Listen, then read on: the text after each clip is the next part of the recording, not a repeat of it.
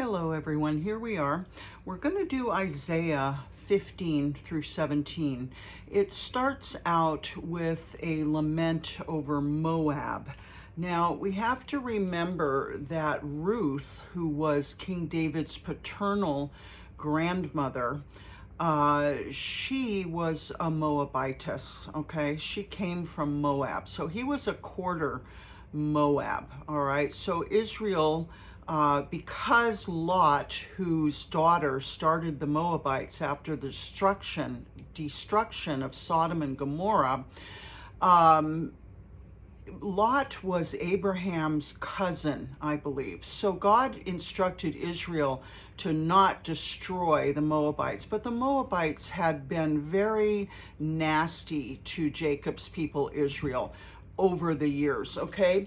So this is Isaiah's prophecy against Moab. So let's listen.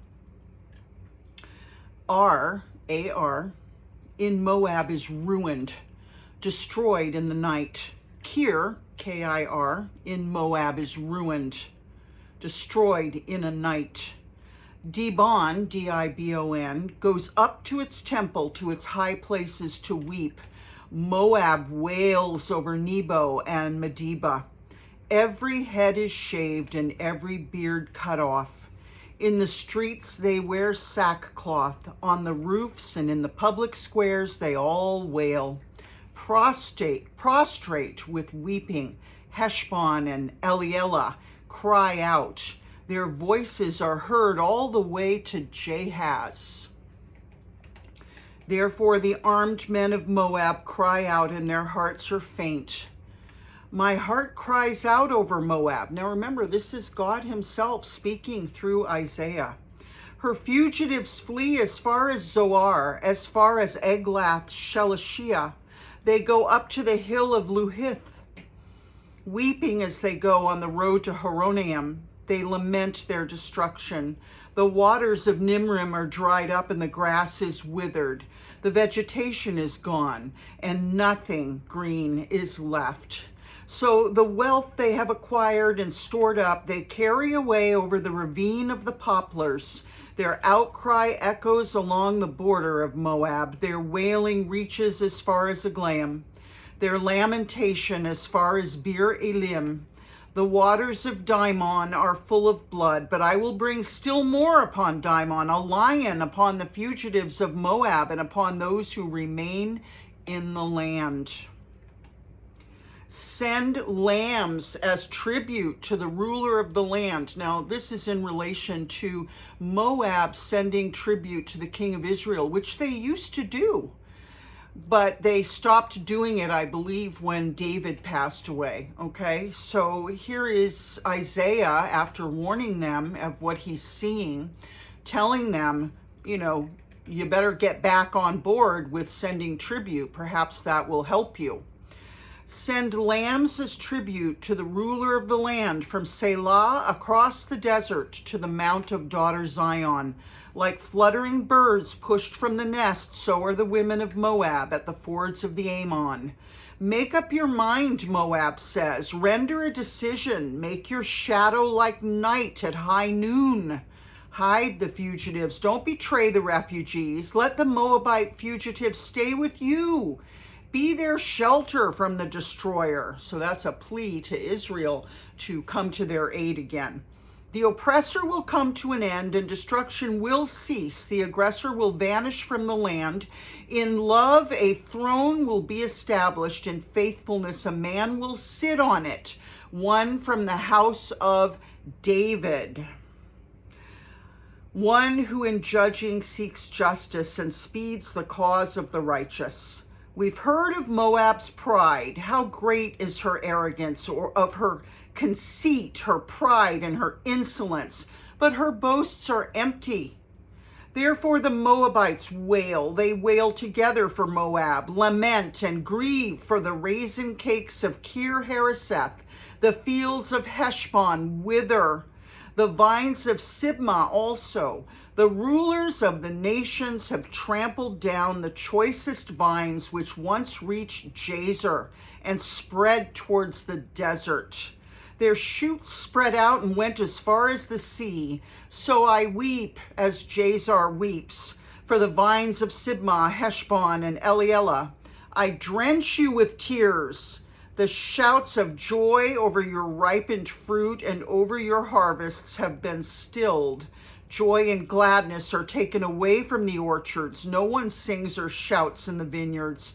No one treads out wine at the presses, for I've put an end to the shouting. My heart laments for Moab like a harp, my inmost being for Kir Hareseth.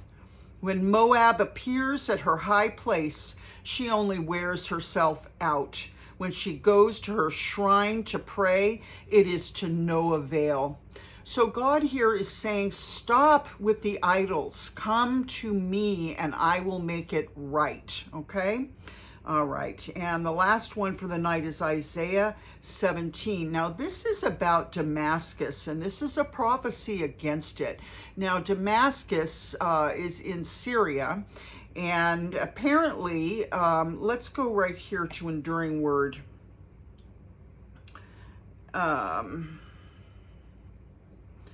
It says here, Damascus, this was one of the great cities of the ancient world and the capital of the ancient nation of Syria. Syria is positioned to the immediate northeast of Israel and the northern tribes around the Sea of Galilee. It had constant contact. Israel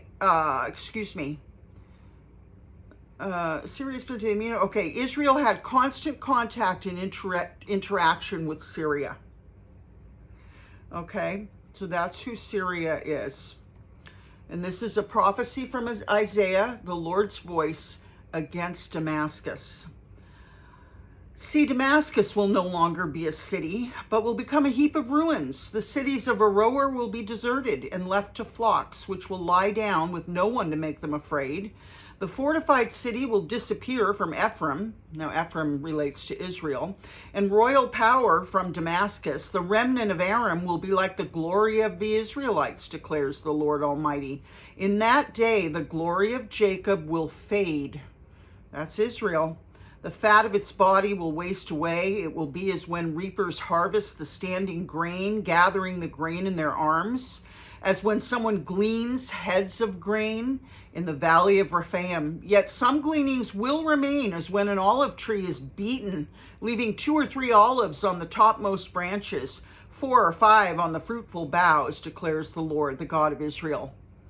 In that day, people will look to their Maker and turn their eyes to the Holy One of Israel. They will not look to the altars, to their idols, okay? The work of their hands, and they'll have no regard for the Asherah poles. Remember those? And the incense altars their fingers have made. In that day, their strong cities, which they left because of the Israelites, will be like places abandoned to thickets and undergrowth, and all will be desolation. You have forgotten God, your Savior. You haven't remembered the rock, your fortress. Therefore, though you set out the finest plants and plant imported vines, though on the day you set them out, you make them grow, and on the morning when you plant them, you bring them to bud, yet the harvest will be as nothing in the day of disease and incurable pain. Woe to the many nations that rage. They rage like the raging sea. Woe to the peoples who roar. They roar like the roaring of great waters. Although the peoples roar like the roar of surging waters, when he rebukes them, they flee far away, driven before the wind like chaff on the hills, like tumbleweed before a gale. Have you ever seen tumbleweed? Man, it really rolls. If you've ever driven through Wyoming, you think that you know what it looks like until you actually see it. And it is really amazing to watch tumbleweed roll.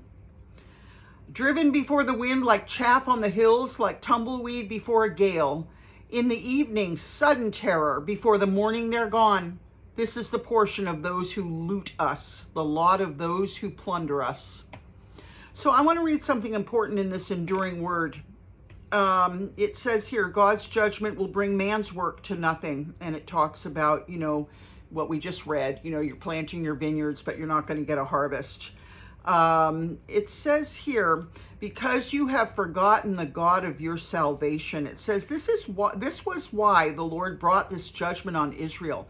In one way, this doesn't seem like a great sin. After all, why does God need us to remember him? Why can't we just leave him alone and he leave us alone?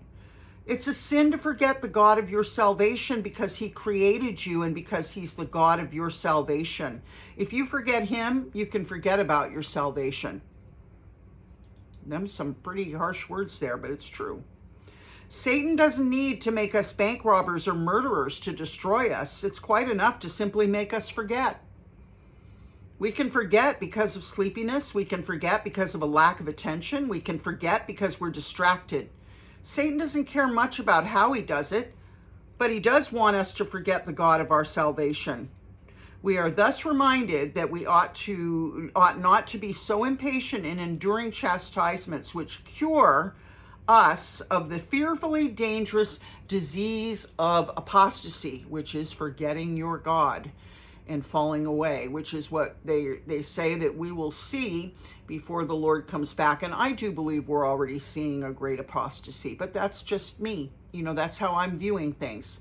I love you very much. I'll see you tomorrow. We'll pick it up at Isaiah 18. There's about 50 chapters in this book, so we'll probably be in it this month.